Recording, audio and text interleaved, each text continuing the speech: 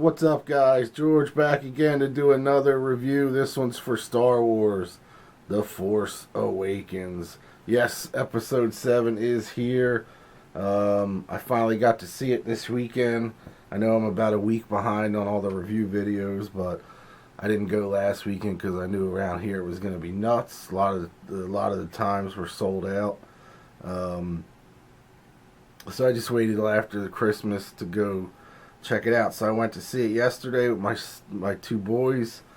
We went to a matinee. It was a 3D movie, which going into it, it was all that was available. Apparently they're not showing the regular 2D version until at nighttime, so all the matinees were in 3D. I guess that's a way to get the extra $5 out of you, but anyway, I'm happy I did. I've been to one 3D movie before and it annoyed the shit out of me, so I always figured, alright, I don't need to see anything in 3D, but this film, I'm really glad I got to see the 3D version of it. The glasses are just like normal sunglasses now. They're not these bulky, uncomfortable things, so that wasn't a big deal. I knew right from the beginning that it was going to look terrific in 3D. So I was just real happy with it. Overall, I liked the movie a lot. There's a few things here and there that I probably would have done differently if I were, if I was to run the show, but I'm not, so it's not a perfect movie by any means, but I thought it was a really, really good film. It's 2 hours and 20 minutes or 2 hours and 15 minutes. That seemed to fly by pretty quick. I will be going to see it again. I would like to see it again in the theaters anyway. There will be some spoilers later on in the review. I'm going to try and keep this review short, but overall, I thought the cinematography of the film was terrific. Like I said, in 3D, it was really good. There was a couple things here and there that I didn't care for in the film. A lot of practical effects, which I love. That's what I thought was a major problem with the prequel trilogy, was too much CGI. And stupid characters, I guess. Cheers. The only CGI problem I had in this movie was the character of Snoke. I don't know what they're trying to do with him. I think he's going to be obviously a major character in the next two films, but I don't know. There was something off about the way he looked. It was just way too much CGI. It was all computer animated. His character was. That might change later on, but I didn't like that. I will say that the storyline in the new film really does follow the storyline from A New Hope, Episode 4. A little close, almost. It was a very familiar film without seeing it. Without seeing it. I thought that was probably the only two gripes I had about it. Other than that being said, I thought the new cast, Finn, which is John Boyega, I thought he was awesome in it. I have a feeling he's Lando's son. I don't know why, but I just have this weird feeling that he's Lando Calrissian's son. Adam Driver plays Kylo Ren, who, I don't know, as the movie went on, I know he's kind of dealing with the whole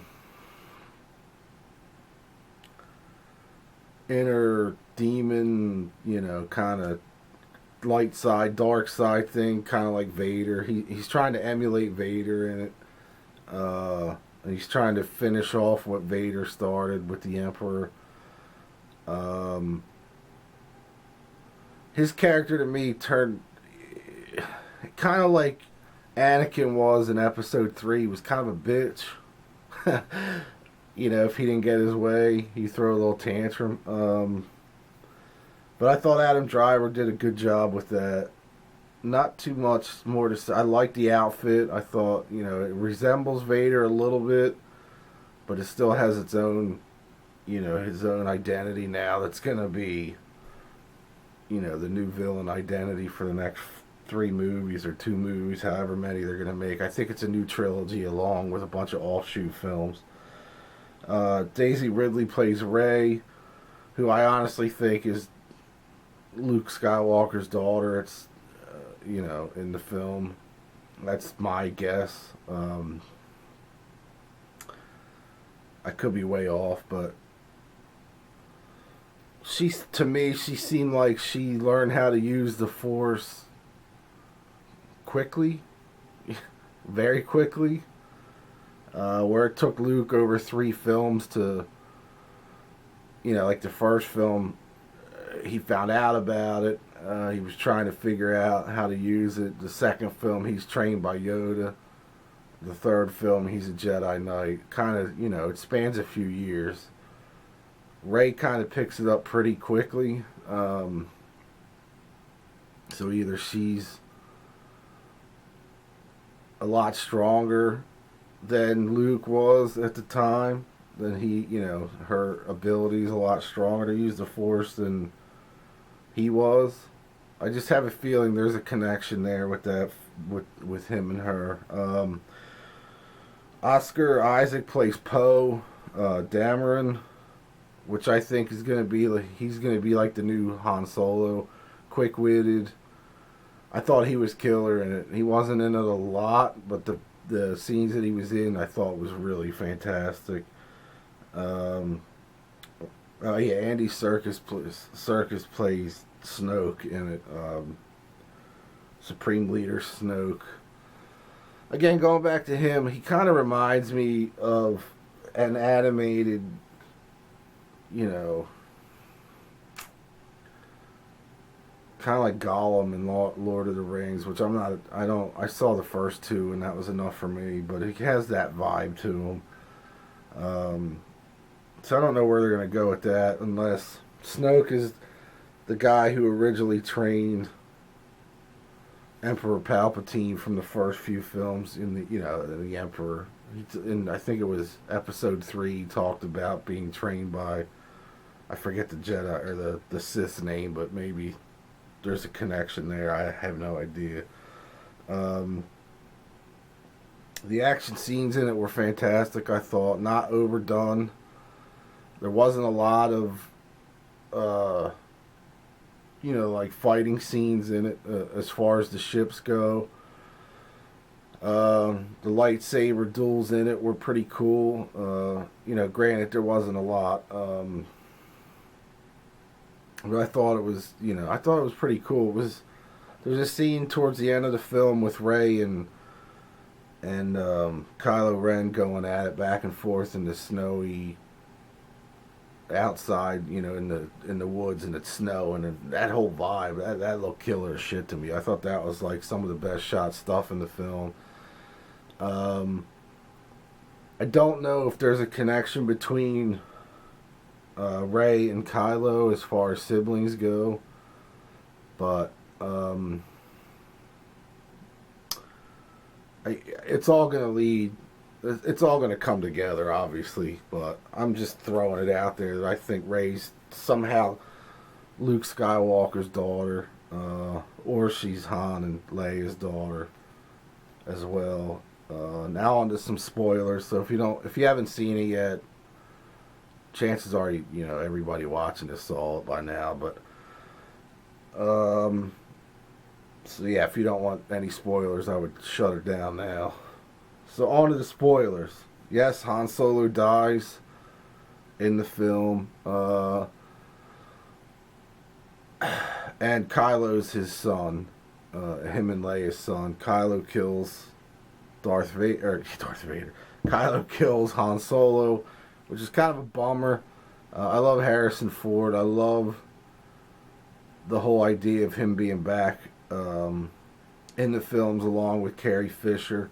You don't see Luke Skywalker till the very end scene when Rey finds him. He basically, the whole movie is, one part of the movie's plot is they're on this mission to find Luke Skywalker. Luke Skywalker's in hiding after he tried to train a bunch of different young Jedis, and Kylo, I guess, was being trained by him, and turned and joined the dark side, or he's not a Sith yet, I guess. Maybe he is, but they don't really say it. And basically Luke's just had enough, and he goes into hiding, kind of like Yoda did at the end of Episode 3, and Obi-Wan did.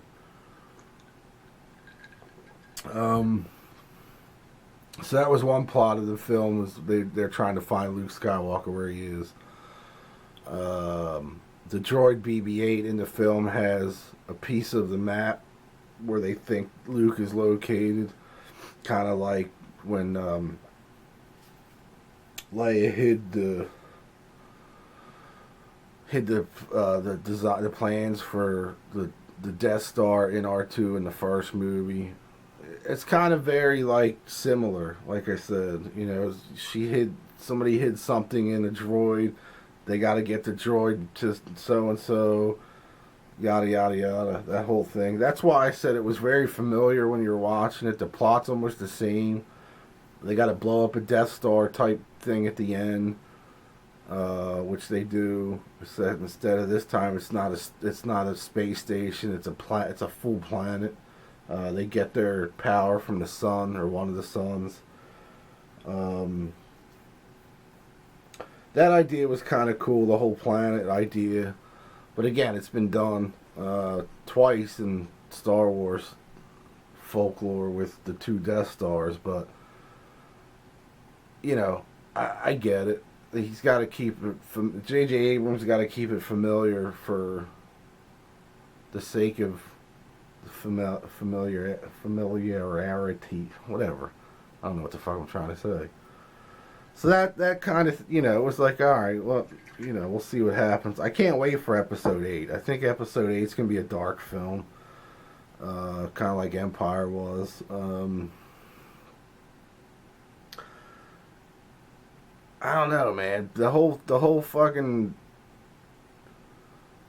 Han Solo dying really sucked. I thought, I remember reading years ago that he wanted to be killed off in Empire.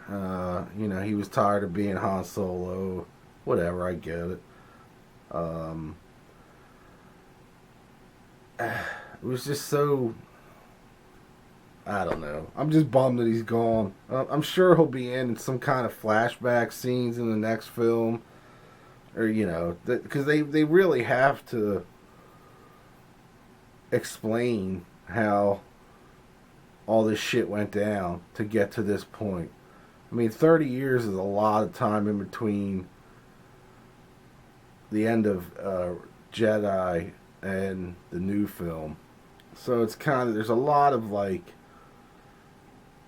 explaining that needs to be done as far as I'm concerned. And I guess that's maybe what a lot of the offshoot films are going to be.